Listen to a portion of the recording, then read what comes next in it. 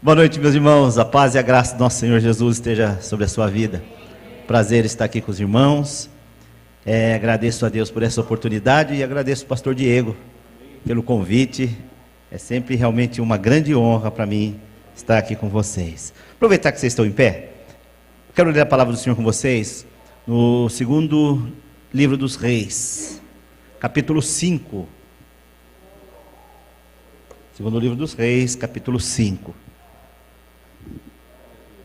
Glória a Deus, glória a Jesus. Amém? Diz assim: Naamã, comandante do exército do rei da Síria, era grande homem diante do seu senhor e de muito conceito, porque por meio dele o Senhor tinha dado vitória à Síria. Ele era herói de guerra, porém sofria de lepra. Tropas saíram da Síria e da terra de Israel levaram cativo uma menina que ficou ao serviço da mulher de Naamã. Um dia a menina disse à sua senhora: quem dera o meu senhor estivesse na presença do profeta que está em Samaria, ele o curaria de sua lepra. Então Naamã foi contar isso ao seu senhor, dizendo: assim e assim falou a jovem que é da terra de Israel. O rei da Síria respondeu: vá, eu enviarei uma carta ao rei de Israel. Então Naamã partiu e levou consigo 340 quilos de prata. Talvez na sua Bíblia está falando em talentos, não é isso? 10 talentos de prata, 72 quilos de ouro e 10 mudas de roupa. Levou também ao rei de Israel a carta que dizia: então logo esta carta chegar a você, saiba que eu lhe enviei Naamã, meu servo, para que você o cure da lepra. Quando o rei de Israel acabou de ler a carta, rasgou as suas roupas em sinal de medo e disse: por acaso sou Deus e com poder de tirar a vida ou dá-la, para que este envie a mim um homem para eu curá-lo de sua lepra? Como vocês podem notar e ver, ele está procurando um pretexto contra mim. Mas quando Eliseu, homem de Deus, ouviu que o rei de Israel havia rasgado as suas roupas, mandou dizer ao rei: por que o Senhor rasgou as suas roupas? Deixe-o vir a mim, e ele saberá que há profeta em Israel. Então Naamã foi com seus cavalos e seus carros e parou à porta da casa de Eliseu. Eliseu lhe mandou um mensageiro dizendo: vá e lave-se 7 vezes no Jordão, e a sua carne será restaurada e você ficará limpo. Mas Naamã ficou indignado e se foi dizendo: eu pensava que ele certamente sairia para falar comigo. Ficaria em pé, invocaria o nome do Senhor seu Deus, passaria a mão sobre o lugar da lepra e restauraria o leproso.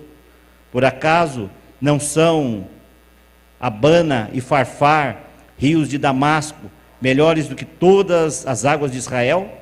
Será que eu não poderia me lavar neles e ficar limpo? Deu meia volta e foi embora, muito irritado. Então os seus oficiais se aproximaram e lhe disseram: meu pai, se o profeta tivesse dito alguma coisa difícil, por acaso o Senhor não faria? Muito mais agora que ele apenas disse: lave-se e você ficará limpo. Então Naamã desceu e mergulhou no Jordão 7 vezes, conforme a palavra do homem de Deus, e a sua pele se tornou como a pele de uma criança, e ficou limpo. Depois ele voltou ao homem de Deus, ele e toda a sua comitiva. Veio, pôs-se diante dele e disse: eis que agora reconheço que em toda a terra não há Deus a não ser em Israel. E agora, por favor, aceite um presente deste seu servo. Porém, ele respondeu: tão certo como vive o Senhor, em cuja presença estou, não aceitarei nada. Naamã insistiu com ele para que aceitasse, mas ele recusou.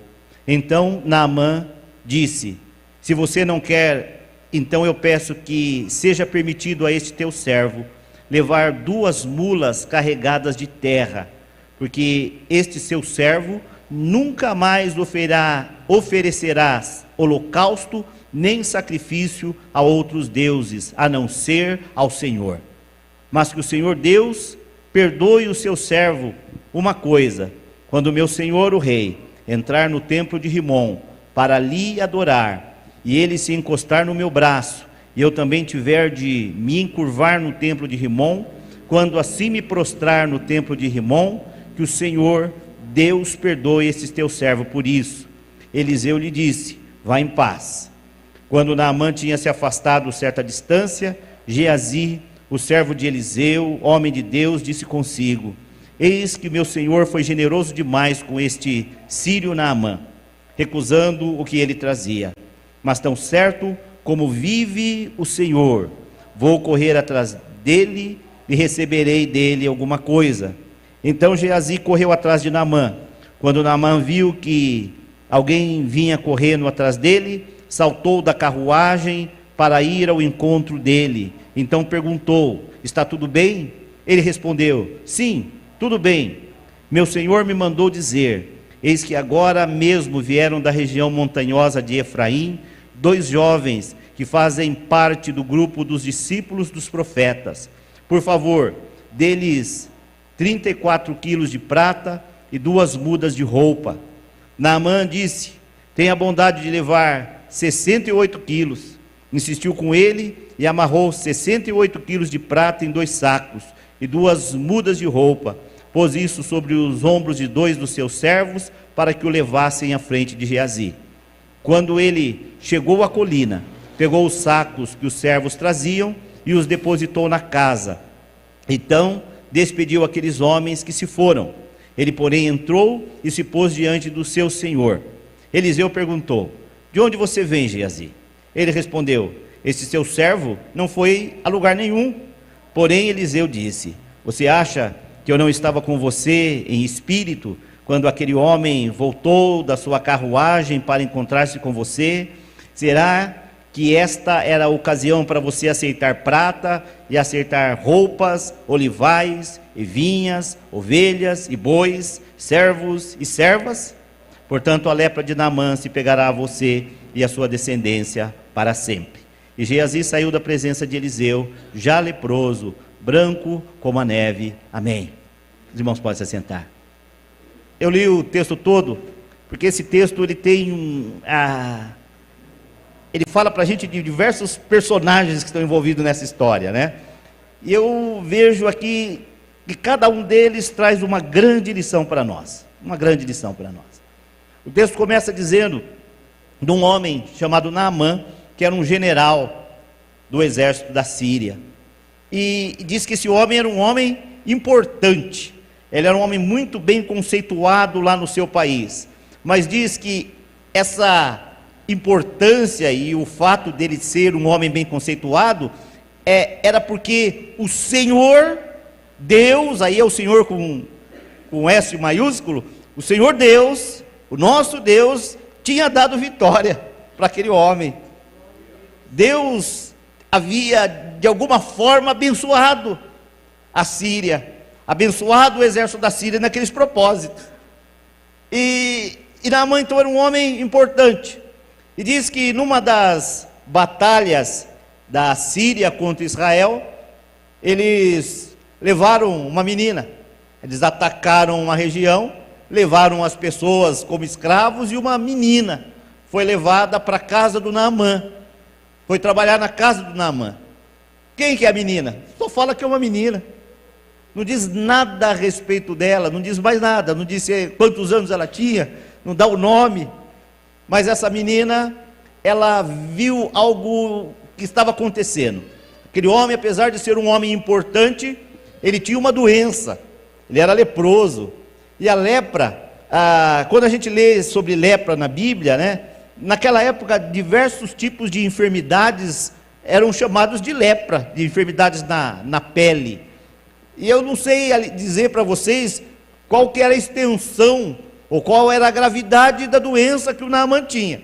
Mas a menina viu aquilo e ela disse o seguinte: se o meu senhor Naamã estivesse lá em Israel diante do profeta, do homem de Deus, ele seria curado. Aleluia. Ela disse o seguinte: lá em Israel tem um homem de Deus, tem um profeta. E o Naamã ouviu aquilo e ele foi falar com o rei da Síria. Ele não pode ir lá para Israel procurar esse profeta. Ele falou com o rei da Síria: olha, rei, a menina que está lá na minha casa disse que tem um homem lá em Israel que pode me curar. E o rei falou, então é para já, vou fazer uma carta, e você vai levar um grande presente, porque o presente que ele estava levando, o texto diz para a gente que era 340 quilos de prata, e 72 quilos de ouro, e 10 mudas de roupas festivais, né, roupas chiques, e levou aquilo. E o rei da Síria, ele endereça a carta para quem? Para o rei de Israel. Se tem alguém importante lá em Israel, quem que é? É o rei. E o rei então escreve uma carta para o rei de Israel. E quando o rei de Israel recebe aquela carta e tem lá os presentes, ele fica indignado, ele fica com medo, porque ele fala o seguinte: o rei da Síria está querendo guerrear comigo. Ele não está com sinceridade no coração. Eu estou no lugar de Deus, eu posso curar alguém, eu posso dar vida para alguém. O homem está doente, ele manda para mim. Na realidade, o rei de Israel está dizendo, na realidade o rei da Síria está querendo só um pretexto. Ele não tem um pretexto para guerrear, porque nessa época Israel já estava sob o domínio da Síria. Então havia um rei lá em Israel, mas esse rei estava pagando tributo para o rei da Síria. Esse rei estava pagando tributo. A Síria estava de alguma forma exercendo uma influência e um poder muito grande sobre Israel. Então quando aquele general chegou ali, já viu o general, aquele homem por meio de quem Deus tinha dado muitas vitórias para a Síria. Ele chega ali e o rei de Israel fala, isso aí é a declaração de guerra. Ele só não quis falar, vamos entrar em guerra e arrumar um pretexto. E ele rasgou as suas roupas e ficou indignado. E a notícia chega lá na casa do profeta Eliseu.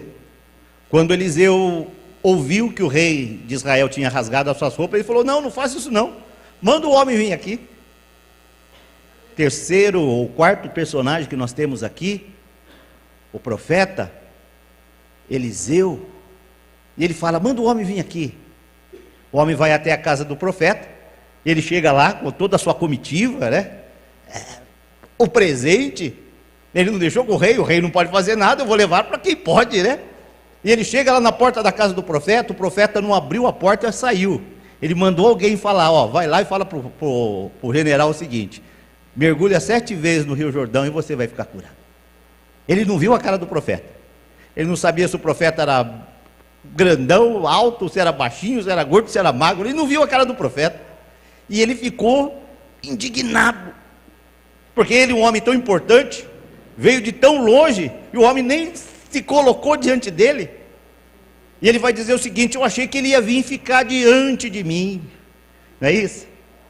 Olha o pensamento do general, eu sou um homem importante, o cara tinha que vir e ficar em pé diante de mim, ele tinha que ficar em pé, não é nem eu entrar e ele continuar sentado, ele tinha que ficar em pé diante de mim, pôr a mão, fazer aquela oração, ungir com óleo, alguma coisa assim. E ele vem e fala para eu ir lá mergulhar no Jordão.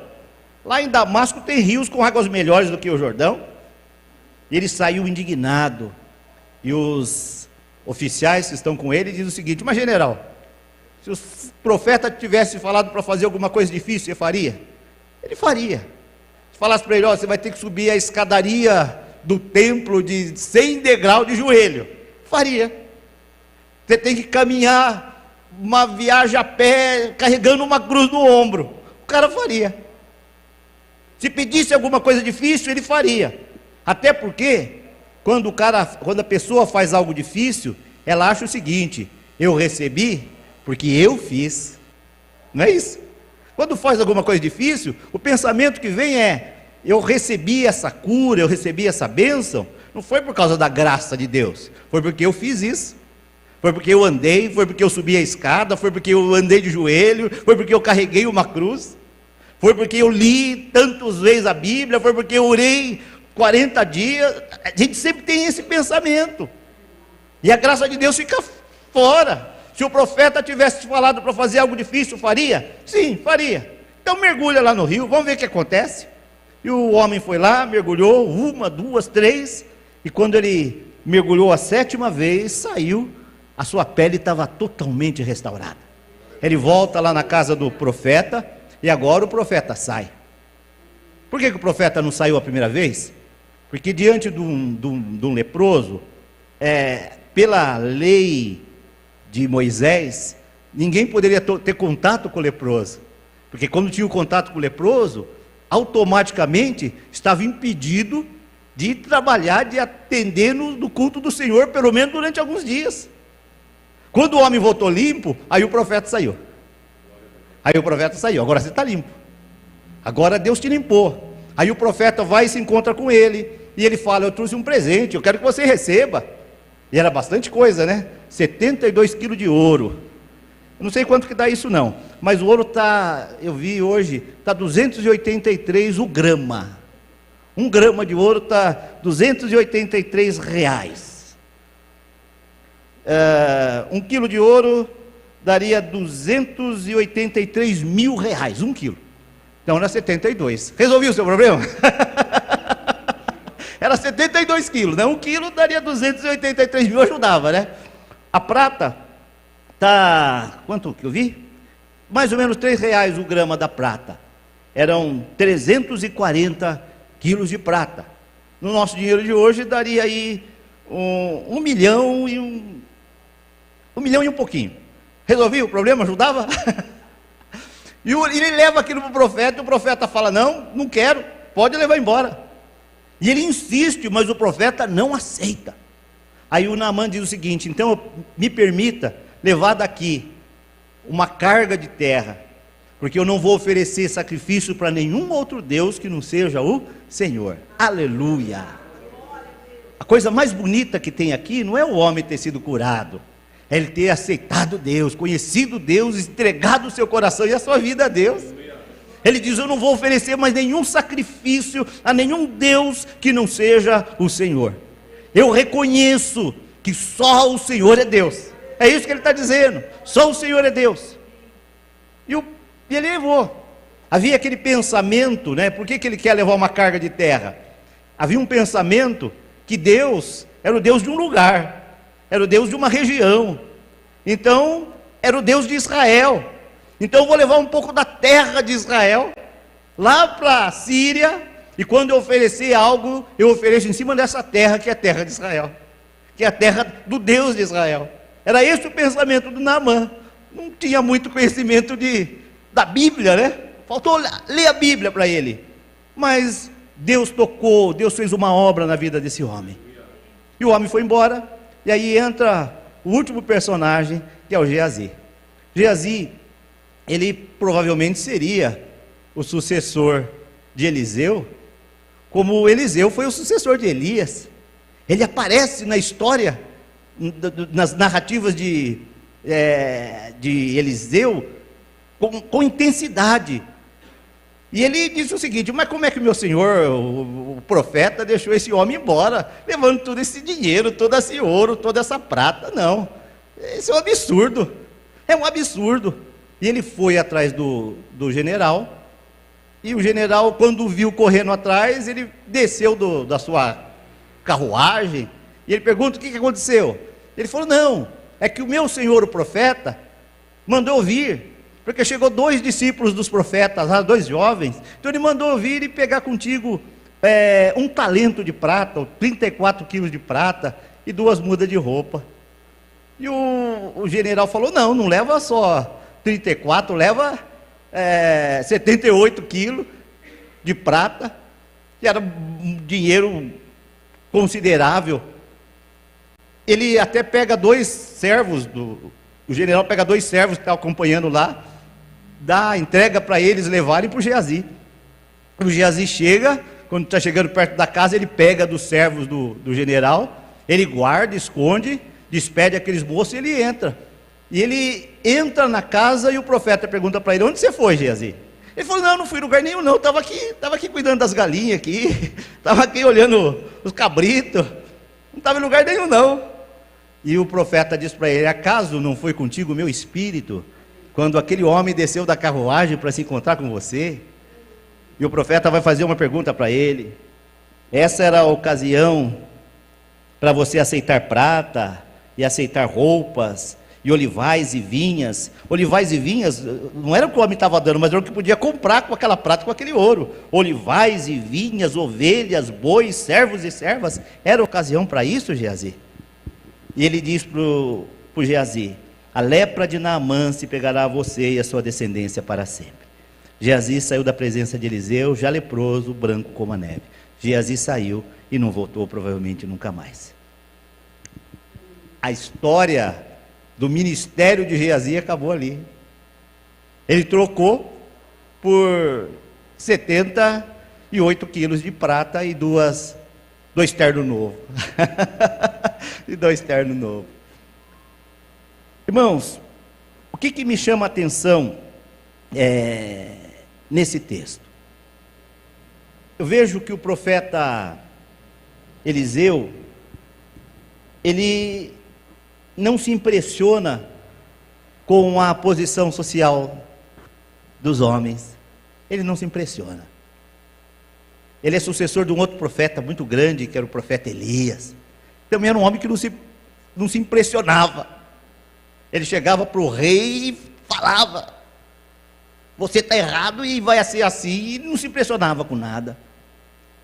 E quando a gente lê esses 2 livros de reis, aliás, desde o livro de Samuel, né, que começa a narrativa dos reis em Israel, com Saul, depois Davi, depois Salomão, a gente percebe que essa época dos reis é uma época de grande atividade profética.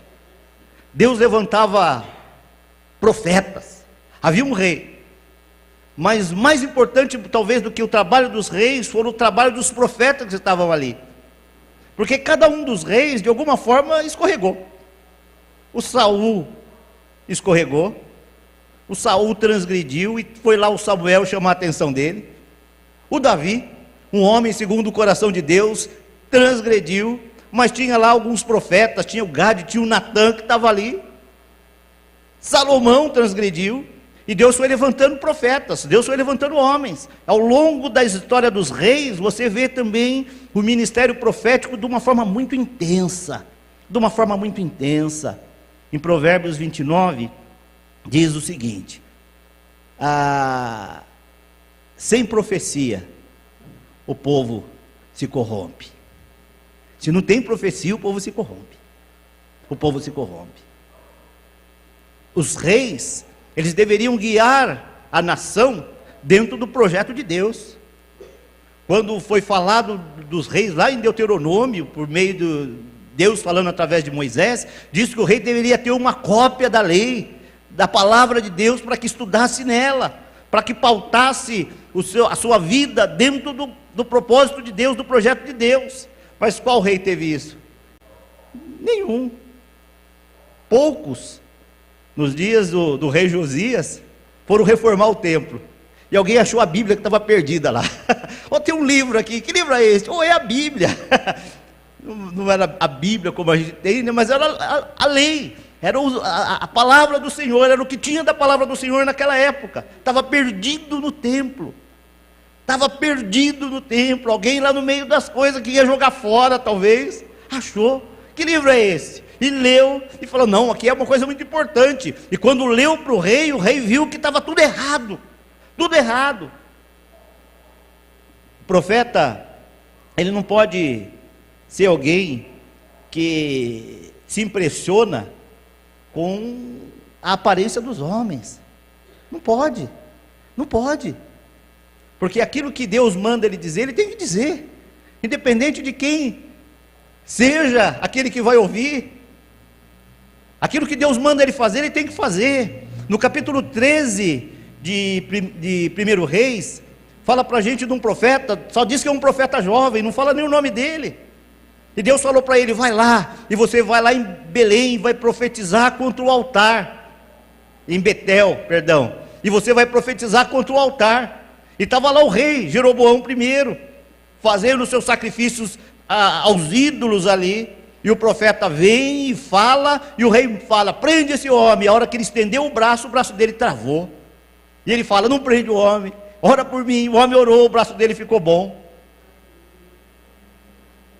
Ele chegou lá, sozinho, mas junto com ele estava Deus, e aquilo que ele falou, o altar vai quebrar, e a hora que estavam fazendo os sacrifícios ali, o altar rachou, quebrou, a cinza que estava em cima do altar se derramou.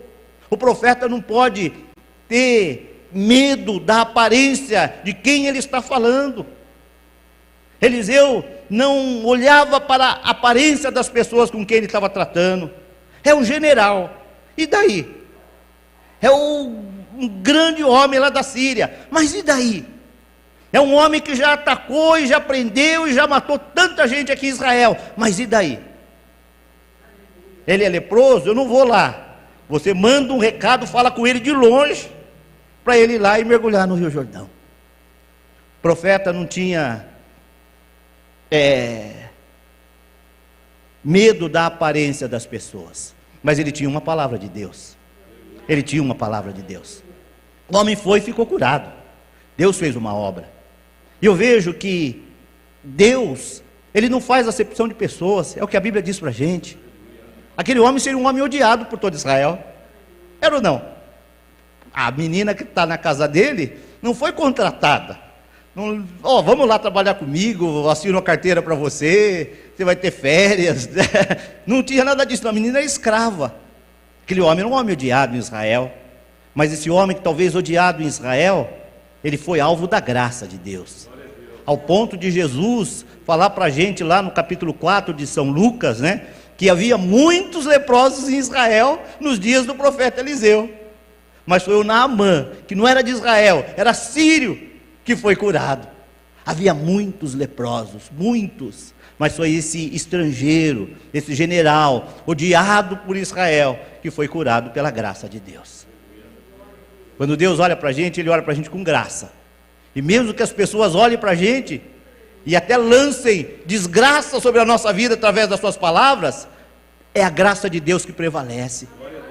A graça de Deus prevaleceu e aquele homem foi restaurado, foi curado, foi liberto. O homem volta querendo oferecer algo para o profeta, e o profeta fala não. O homem insiste, e ele diz não. E era um grande valor. Era um grande valor. Então falamos aqui hoje, né, os valores de hoje seria, e naquela época também era muita coisa, era muito dinheiro, era muito dinheiro. E quem era o profeta? Era um homem rico?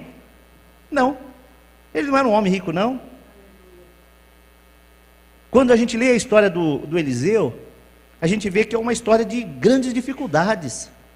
O Geazi fica indignado com aquilo. Como é que meu senhor não tomou esse dinheiro desse general sírio? Que absurdo, que coisa terrível. Quando a gente lê aqui, a gente tem aqui no livro de 2 Reis, no capítulo 4, fala de uma viúva. A viúva chegou para o Eliseu e disse o seguinte: olha, meu marido, você sabe que ele temia o Senhor, e ele morreu, e tudo que ele deixou foi o carnê lá, as dívidas, e os caras vieram cobrar e vão levar meus filhos para ser escravo. O profeta não pôde enfiar a mão no bolso, deixa eu ver quanto tem aqui. Ele não chamou os outros, vamos fazer uma vaquinha aqui para pagar a conta, porque não tinha. Ele não perguntou para o tesoureiro do grupo lá, quanto que tem em caixa, porque não tinha nada. Ele vai dizer para a mulher: o que você tem? E ela diz: só tem lá uma vasilha com azeite. E ele fala: pede bastante vasilhas. Você conhece essa história? Para os seus vizinhos. E o Senhor multiplicou. O profeta não tinha dinheiro para pagar a dívida daquele outro profeta que morreu. Não tinha dinheiro. Está no capítulo 4. A gente vai ler uma outra história aqui também no capítulo 4, que diz assim no versículo 38, havia fome naquela terra, e os discípulos dos profetas estavam sentados diante de Eliseu, e alguém falou: vamos fazer uma sopa, vamos catar coisa lá no mato, vamos procurar as ervas, vamos procurar o que pode ser colhido para fazer essa sopa. E alguém que não conhecia bem, catou algo venenoso, achou que era, sei lá, achou que era couve, e não era couve, era uma coisa venenosa, e puseram na sopa. E quando vão comer, alguém diz: e agora? A gente já não tinha nada, e o pouco que tinha fez aqui, e puseram essa erva venenosa. Tem morte na panela.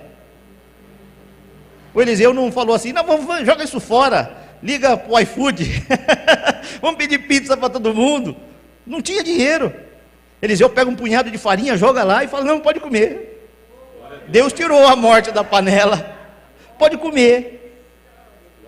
No capítulo 4 ainda, a partir do versículo 42, fala que veio alguém e trouxe a Eliseu, ao homem de Deus, 20 pães de cevada e espigas verdes numa sacola.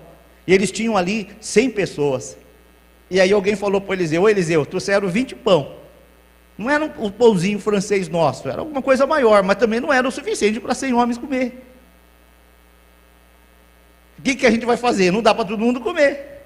Eliseu falou, não, deu graças, todo mundo comeu e sobrou. Todo mundo comeu e sobrou. Deus multiplicou. Deus fazendo milagres. A gente vai ter aqui, no capítulo 6, que eles vão dizer para Eliseu, olha Eliseu, o espaço que a gente está é pequeno, a gente precisa fazer um puxadinho aqui para a casa dos profetas. Então vamos fazer. Pegaram e vão derrubar árvores, vão cortar para fazer esticar aquela casa. E na hora de cortar uma árvore, o ferro do machado escapou do cabo, caiu no rio. E ele falou, e agora? O machado era emprestado. A gente vai fazer o serviço e sequer tem a ferramenta. A ferramenta não é minha, é emprestada, não tem como comprar, porque se tivesse como comprar, tinha comprado, não tinha pedido emprestado, e o negócio se perdeu aqui. Eliseu vai pegar um pedaço de madeira, jogar na água, e o ferro do machado flutuou. Deus fez o milagre ali. Então nós estamos falando de alguém que vivia como? Vivia de uma forma regalada? Não. Nós estamos falando de alguém que estava vivendo uma época de dificuldade, uma época que diz aqui havia fome na terra, uma época de escassez. E quando chega lá diante dele muito dinheiro, ele recusa, porque o ministério dele não está à venda. A vida dele com Deus não está à venda. E assim foi com Eliseu, e assim tem que ser comigo, e assim tem que ser com você. A nossa vida não está à venda, e a bênção de Deus sobre nós, ela não tem preço. Quando o Senhor Jesus, ele veio, um moço disse para ele, Senhor, eu vou te seguir. E Jesus fala para ele, as raposas têm as suas tocas, as aves têm os seus ninhos, o Filho do Homem não tem onde reclinar a cabeça. É Jesus, o Rei dos Reis, o Senhor dos Senhores. Onde ele morava? Ele não tem onde reclinar a cabeça. Um dia ele dormia na casa de alguém que dava hospedagem, no outro dia na casa de um outro, e no outro dia ele dormia com um hotel de 1000 estrelas, né? Um céu estrelado em cima da cabeça dele. Era assim a vida de Jesus, era assim o ministério de Jesus, e foi assim o ministério de muitos dos apóstolos. Eliseu, ele tem em foco que a bênção de Deus, ela não está à venda. Não há um preço. Ele sabe que não foi ele que fez nada por aquele homem, foi Deus. Quando ele fala para o rei, manda ele vir aqui falar comigo, ele não está dizendo, olha, eu sou bom. Ele está dizendo o seguinte, tem profeta. E profeta é aquele homem que tem uma mensagem de Deus. E o Senhor quer que nós sejamos hoje os profetas, as profetisas do Senhor nessa época, nesse tempo, na nossa geração. Eu e você temos que ter uma mensagem de Deus para as pessoas. E o que a gente vai ganhar com isso? A gente não vai ganhar nada, mas a gente vai ganhar a aprovação de Deus. É isso. Não somente isso. Quando Geazi correu e foi atrás, o profeta vai falar para ele, agora era a época de você ganhar dinheiro para conquistar olivais, terrenos, bois, bens materiais. Não, Geazi, não era por aí, Geazi. Você abriu mão daquilo que era mais importante. Você jogou fora aquilo que tinha maior valor. Quando a gente vê essa ação do Geazi, lembra para a gente a ação do Judas. O Judas, ele queria ganhar alguma coisa. Ele queria ganhar alguma coisa servindo Jesus. E não era só ele, era todos. O próprio Pedro um dia disse para Jesus, Senhor, nós deixamos tudo para te seguir. O que eu ganho com isso? O que a gente ganha com isso? Deixando tudo para te seguir. A mãe de João e Tiago vai falar com Jesus, olha Senhor, permita que no teu reino, que ela talvez imaginou que seria lá em Jerusalém, né, Jesus dominando lá, que meu filho, um se sente à tua direita e outro à tua esquerda. Que um seja o ministro da economia e o outro ministro do planejamento. Alguma coisa assim, gente importante. Era o pensamento, o que eu ganho com isso? Judas vendeu Jesus por 30 moedas. Por 30 moedas de prata. O Geazi até ganhou mais em prata do que 30 moedas. Mas valeu de quê? Serviu para quê? Quando o Geazi saiu da presença do profeta Eliseu, agora ele não podia sequer estar com aquelas roupas bonitas que ele andava, que ele ganhou. Porque o leproso tinha que andar com uma roupa que o identificasse como leproso. Quando as pessoas chegavam, ele tinha que gritar leproso, para que as pessoas se afastassem dele. Do que adiantou a ganância e a cobiça do Geazi? De absolutamente nada. O Senhor tem bênçãos para você. Deus tem bênçãos para você. E Deus quer que você seja um instrumento da bênção dele. Deus tem bênçãos e Ele quer que nós sejamos instrumentos da bênção dele. Para a gente terminar, aqui no livro de Crônicas, que também fala dessa época dos reis,